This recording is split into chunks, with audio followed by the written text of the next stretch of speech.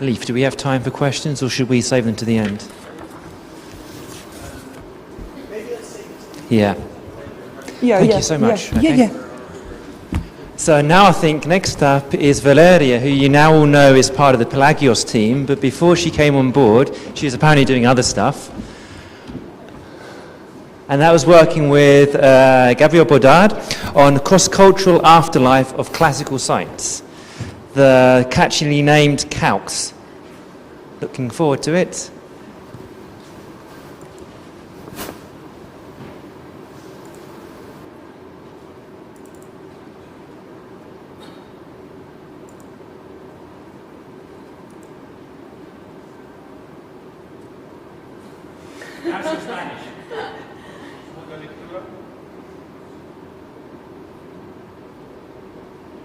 Pantalla completa? Yeah. Great. Is it okay if I stay here so I can... Yeah, you hear me? Yeah, okay, perfect.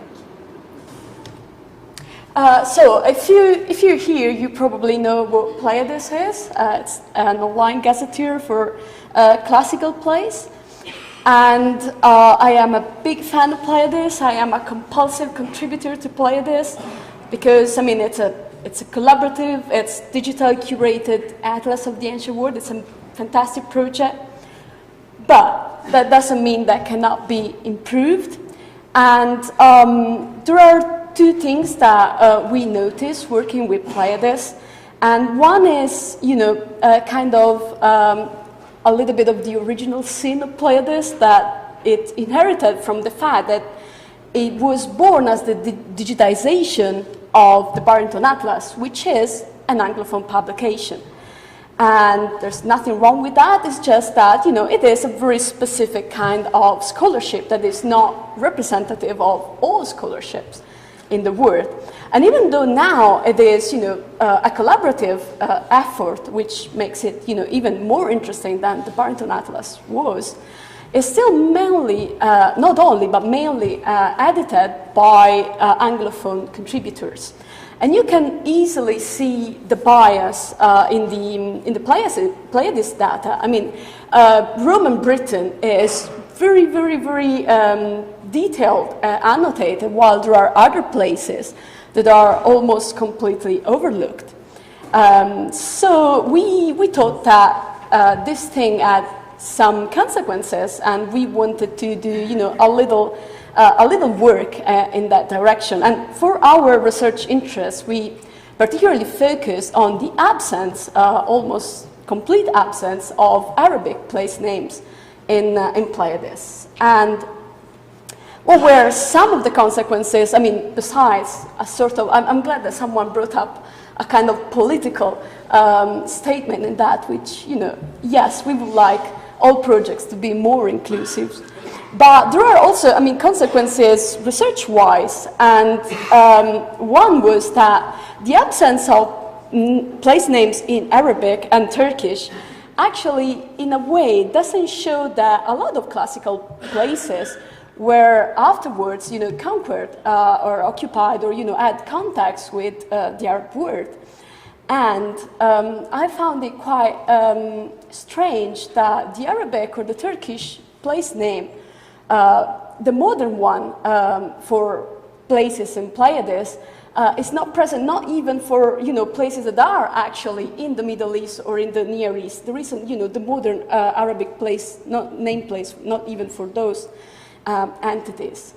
And it doesn't show, this absence also doesn't show that in classical times as well, there were contacts with Arabic-speaking people.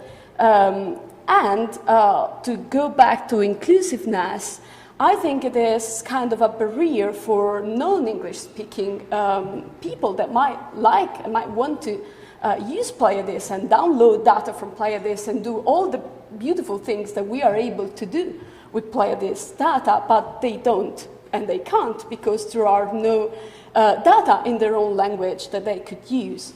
So we decided to use this project to do some work in that direction.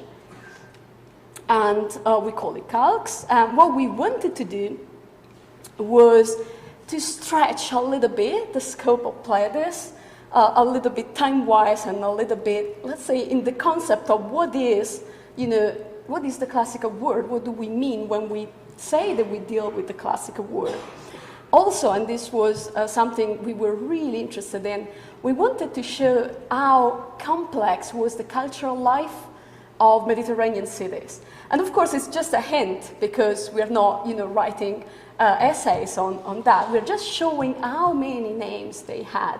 But that is a strong hint, in my opinion, of how rich and complex was the life, historically and culturally, of those places.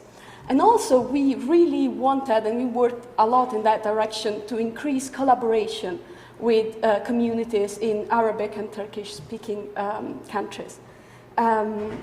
So more practically, what we did was, we started identifying some sources in Arabic and in Turkish, and we drafted a very simple transliteration convention for Arabic, because that was pretty much, something that we couldn't avoid.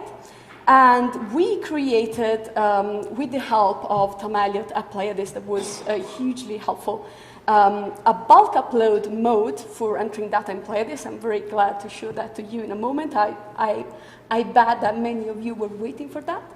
And we worked also a lot in networking and engagement. Now, let's go to the sources. We were interested in both historical and modern names in Arabic and Turkish of classical places.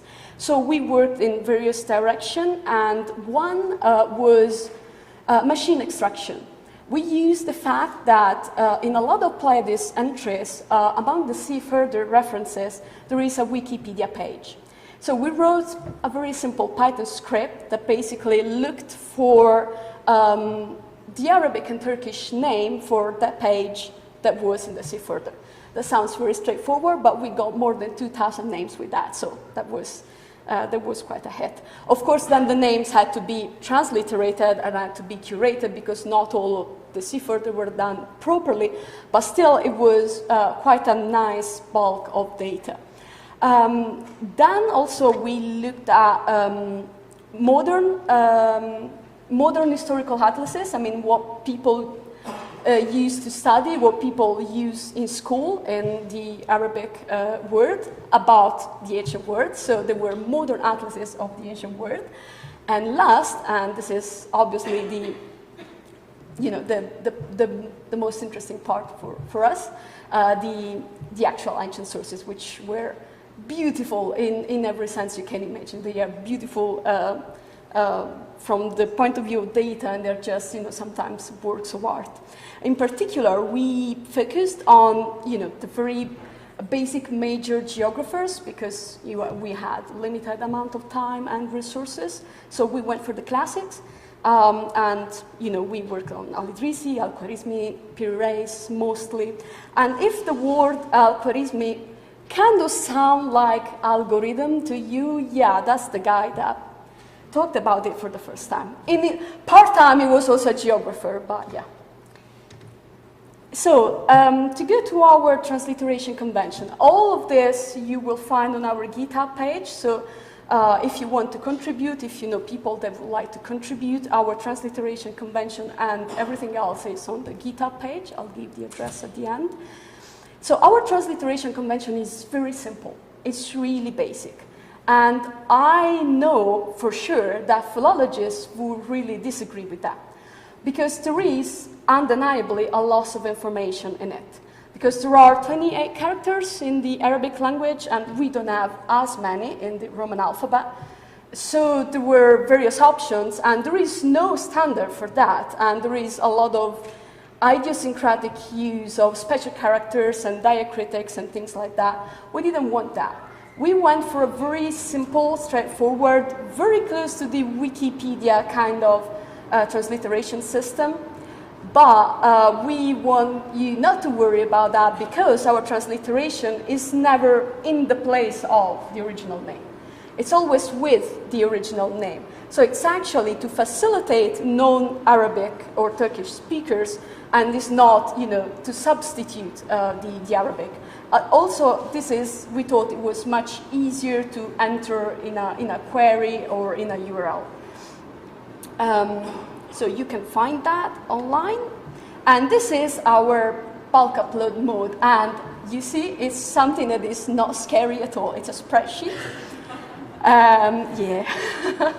So the focus of our project was adding Arabic names to existing Playa This entities. We didn't create any new entity, and we'll go back to that. This actually made designing the bulk mode very easy, because when you already have the Playa This URI as a structure to a reference point, then everything else is much easier. We basically just mirrored in our spreadsheet what are the fields in a basic Playa This name page. And Tom and his team at Playa This, they are doing actually the technological implementation to make that available. So if you have loads of data and you were already during the moment when you had to enter them one by one in Playa This, which would take probably 3 or 4 years, now you can do it much quicker this way if you want to. It will be available for everyone very, very soon.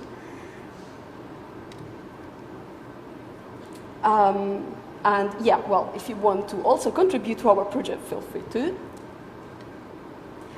For the networking and engagement side of it, we led some workshops and we looked for collaboration with, for example, people in Sofia for the Turkish-speaking part, and in Egypt for the Arabic-speaking part.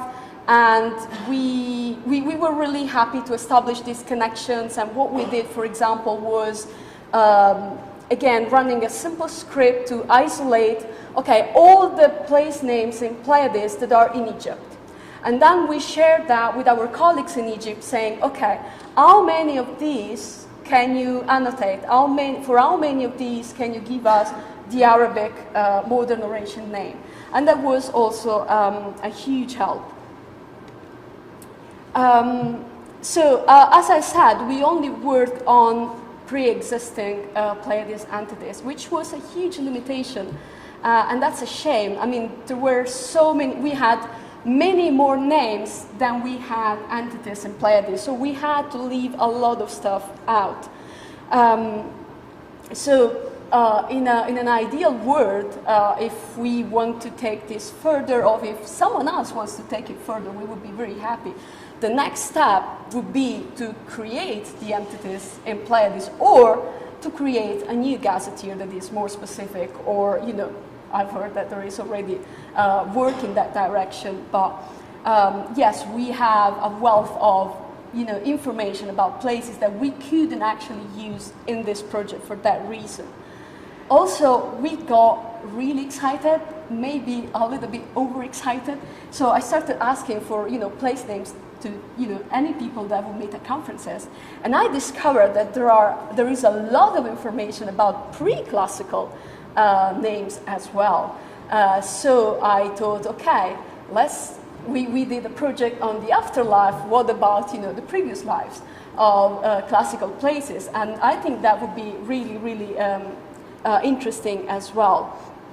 And the other possible development that we were envisioning is that, we pointed out that some of these cities, especially, but not only around the Mediterranean, they were visited by different kind of people. They had different names, they had, in a way, different identities.